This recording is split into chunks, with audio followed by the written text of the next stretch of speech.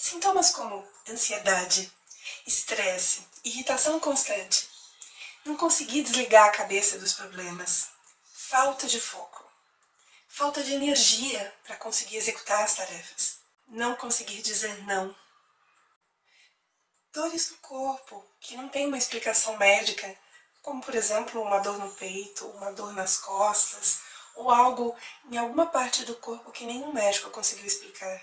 Tudo isso pode estar vindo de um trauma.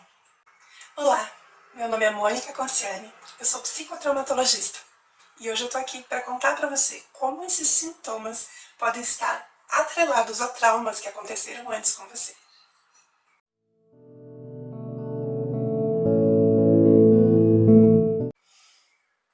As pessoas têm uma imagem de que trauma é só algo muito terrível que aconteceu, como por exemplo um trauma de infância, um abuso sexual ou um assalto, algo muito terrível. O que elas não sabem é que os traumas podem ter vindo de outros lugares, como por exemplo uma cirurgia, um acidente de carro, ter sido preterido por um irmão ou minha irmã, ter sido negligenciado, ou até mesmo coisas do cotidiano que se repetiram exaustivamente, como por exemplo, estar no trânsito todos os dias em um trânsito muito pesado. O final de um relacionamento, perder alguém importante, um divórcio, ter tido um chefe abusivo ou uma demissão que foi muito impactante. Todas essas coisas podem gerar traumas e muitas outras. Para você entender melhor como isso funciona, eu preciso te explicar algumas coisas de como isso funciona no seu corpo. Quando a gente passa por uma situação de perigo, seja ele real ou imaginária, o nosso corpo ele gera uma quantidade de energia que é para a gente poder dar conta de ou fugir ou lutar. Isso vem lá dos nossos antepassados na floresta. O detalhe é que quando isso acontece, então essa sobrecarga acontece no nosso corpo e depois quando ou porque acabou o evento, né? Ou porque eu gastei essa energia correndo, fugindo, né? Ou lutando, ou porque o meu corpo ele entendeu que já está em segurança, então essa sobrecarga é descarregada do corpo. Então subiu quando sentiu o perigo e quando acabou o perigo isso desceu, é descarregado. Esse é um mecanismo natural, saudável, é assim que funciona e tá tudo certo assim. O detalhe é o seguinte, quando às vezes a gente passa por uma situação que ou ela aconteceu rápido demais, ou ela aconteceu cedo demais, ou ela foi muito intensa, o nosso corpo ele gerou essa quantidade de energia, mas ele não conseguiu descarregar. E aí essa energia fica presa no nosso corpo, no nosso sistema nervoso. E aí isso é que gera o trauma. Então o trauma, ele não está no evento em si, ele está no reflexo que isso trouxe dentro do nosso corpo. Quando a gente vai trabalhar um trauma, a gente trabalha ajudando o sistema a descarregar.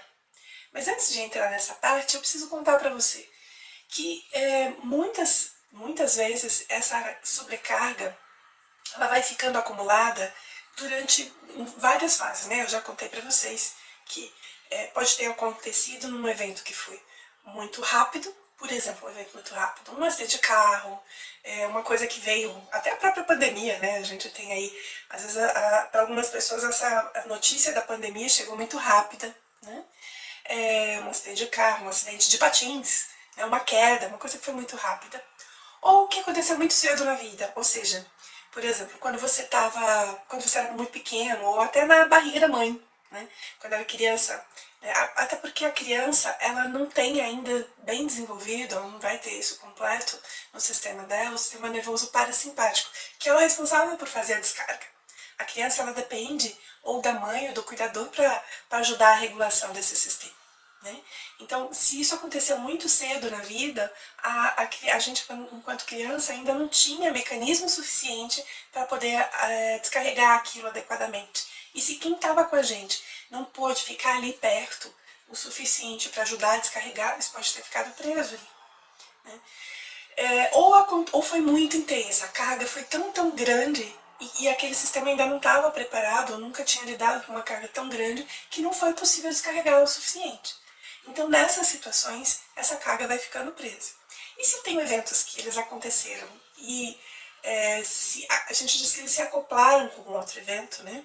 Eles vão criando os complexos. Então, por exemplo, uma criança que foi abandonada. E aí ela se vê depois na adolescência entrando num relacionamento amoroso em que o par dela também sai, né? Abandona ela. É como se ela fosse revivendo aquela situação e nessa revivência ela vai gerando acoplamentos. Né?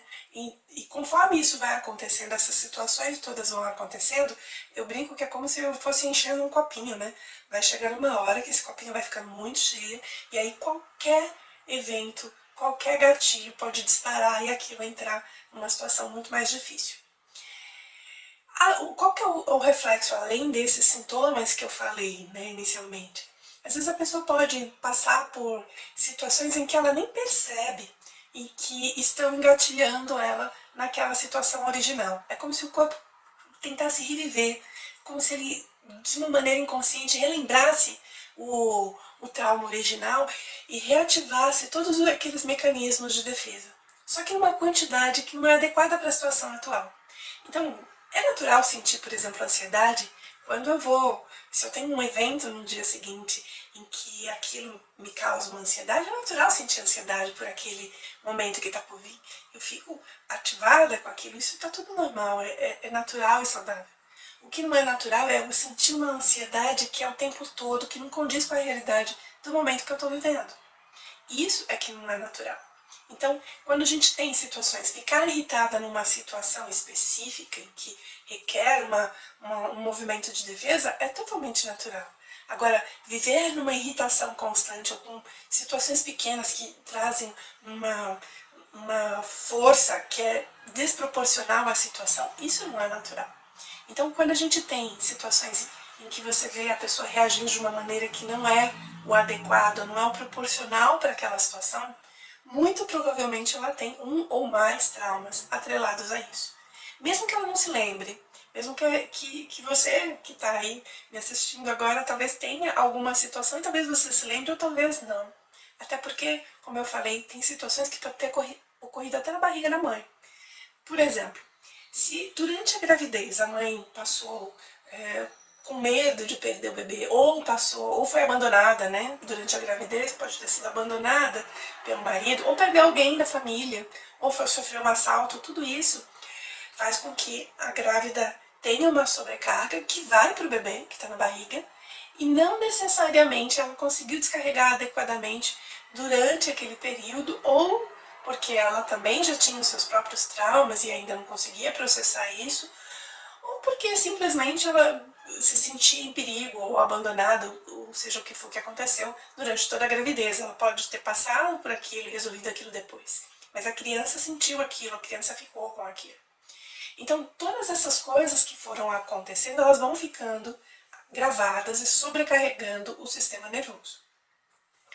Com o passar do tempo, isso pode ir piorando. Então, o que a gente precisa fazer? A gente trabalha entrando em contato com esses lugares no corpo e ajudando nessa regulação. É como se a gente pudesse ensinar para o corpo como descarregar, né? Como entrar em contato com isso e deixar isso sair do corpo. Né? A gente vai ajudando o corpo a descarregar, a fazer essas descargas. Então, uma coisa que as pessoas não sabem é que quanto mais você vai descarregando isso do corpo, mais o corpo ele vai ficando resiliente.